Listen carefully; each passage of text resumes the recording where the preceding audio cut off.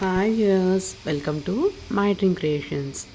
ఈరోజు ఈ వీడియోలో మనం కార్తీక పురాణం 21వ అధ్యాయం గురించి తెలుసుకుందాం.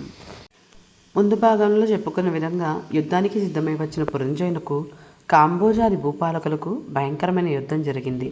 ఆ యుద్ధంలో రధికుడు రధికునితోనూ, అశ్వసైనికుడు అశ్వసైనికునితోనూ, గజ సైనికుడు గజ సైనికులతోనూ, పదార్థులు పదార్థ సైనికులతోనూ, మల్లులు మల్లయుద్ధ నిపుణులతోనూ, ఖడ్గ గద బాణ పరశువు మొదలగు ఆయుధాలు ధరించి వండర్ల ఢీకొనుచు హూంకరించుకొనుచు సింహనాదములు చేసుకొనుచు సూరత్వ వీరత్వములను జొప్పుకొనుచు బేరీ దొందుములు వాయించుకొనుచు శంఖములను పూరించుకొనుచు ఉభయ సైన్యములను విజయాకాంక్షులై పోరాడిరి.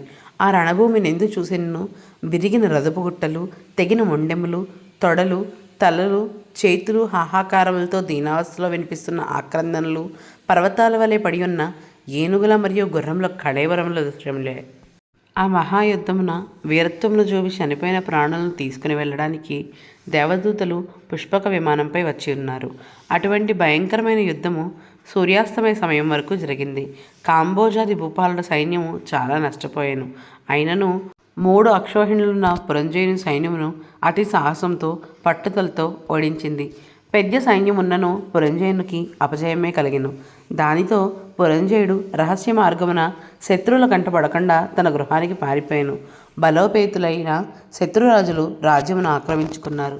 పురంజయుడు విచారముతో సిగ్గుతో దుఃఖించుచుండెను.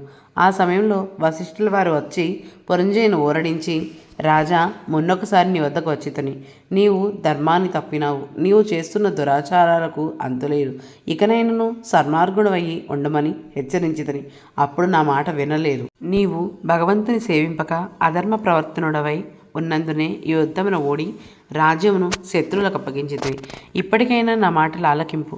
జయాపజయాలు దైవాధీనములని ఎరంగియు నీవు చింతతో కృంగిపోటేలా శత్రురాజులను యుద్ధంలో జయించి నీ రాజ్యమును నీవు తిరిగి పొందవాలని తలంపు కలదేని నా హితోపరాశమును ఆలకింపుము. ఇది కార్తీక మాసము.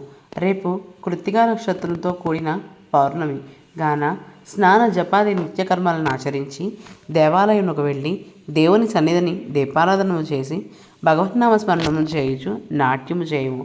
ఇంట్లో నర్చించినచో నీకు పుత్ర సంతతి కలుగుతుంది. అంతేకాదు, శ్రీమన్నారాయణ సేవించడం వలన శ్రీహరి మిక్కిలి సంతోషం ఉంది. నీ శత్రువులను దునుమాడుటకు నీకు చక్రాయుధము కూడా ప్రసాదించును.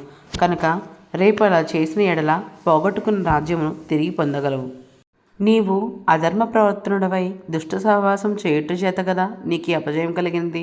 కావున లెమ్ము, శ్రీహరిని నీ మదిలో దలచి నేను తెలియచేసినట్లు చేయమని హితోపదేశము గావించెను. ఇది స్కందపురాణ అంతర్గత వశిష్ఠ ప్రోక్త కార్తీక మహత్యమందలి కార్తీక పురాణం 21వ అధ్యాయం సంపూర్ణం. హిందూ సమస్త సుఖినో భవంతు. Thank you for watching. We hope you like the video. Don't forget to subscribe My Dream Creations.